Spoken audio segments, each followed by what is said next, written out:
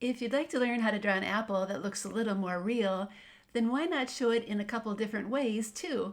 One side view with the leaf attached, one cut in half so you can see the inside, and one cut as a slice. You not only learn a little more about apples, it makes a pretty grouped drawing too. First, here's my reminder that I like to work with center pencil guidelines on my paper before I start my drawing. They're also on all of my tutorials, and they really do help you use your entire sheet of paper.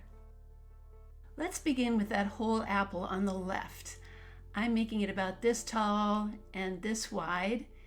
And once you have it planned, put your pencil at the top and draw a nice half circle down to the bottom. After one side is done, then go back to the top and draw the other half circle. It doesn't have to be perfect. Not all apples are perfectly round.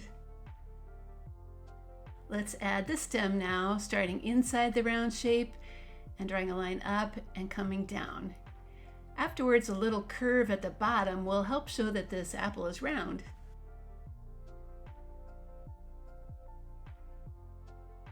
Now start that leaf with an angled line for the spine that connects to the stem. Then go up and draw one half of the leaf on one side and one half on the other. Afterwards, erase any lines of the apple inside.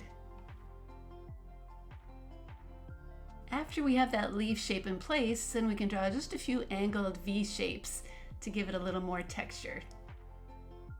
I'm going to start that half apple shape now with some marks so we can make it nice and large.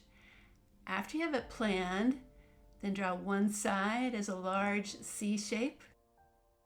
After one side is done, then we go back up to the top and draw a backward C shape to complete that circle. Again, no need to try to make it perfectly round. Anything close will be just fine. Let's add a stem at the top of this apple too, and make it look similar in size and shape to the other one. To give this cut apple an edge and show the peel, draw a slightly smaller C shape inside, like I'm doing here. After one side is done, we need to do the same thing on the other. Keep in mind this may look a little thicker than the usual apple peel, but it's okay because we want to make sure that red edge shows. All this half apple shape needs now are a couple of seeds in the middle. They kind of look like teardrops to me. That slice of an apple may be added below now, starting with a straight line and a curved line underneath.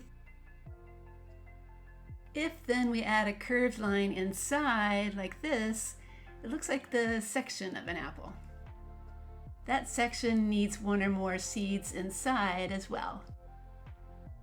Okay, all that's left is drawing a line in the background so it looks like our apples are sitting on a table or something.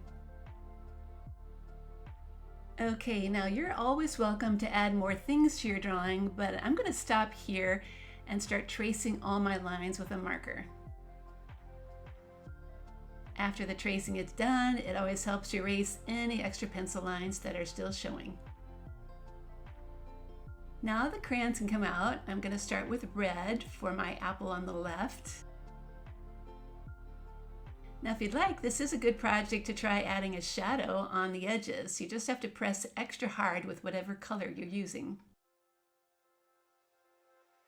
That half apple needs some red around the edges to show the peel. And we've got to fill in the outside edge of that slice too. The stems and seeds can be a dark brown, and that leaf a kind of medium shade of green. I'm going to go with a light green for the bottom of that background. You can choose whatever color you'd like, of course. And then a light blue for the rest of that background. Do try to work slowly on these backgrounds so you can fill things without any white spots showing. And there, my friends, is how you can draw an apple. I think this is proof that even the simplest drawing projects can look really nice when you add more ways to see things and arrange them in a real eye-pleasing way. At Art Projects for Kids, you'll find many more drawing lessons just like this including how to draw a bushel of apples, lemons, and a pear. I hope you check them out too.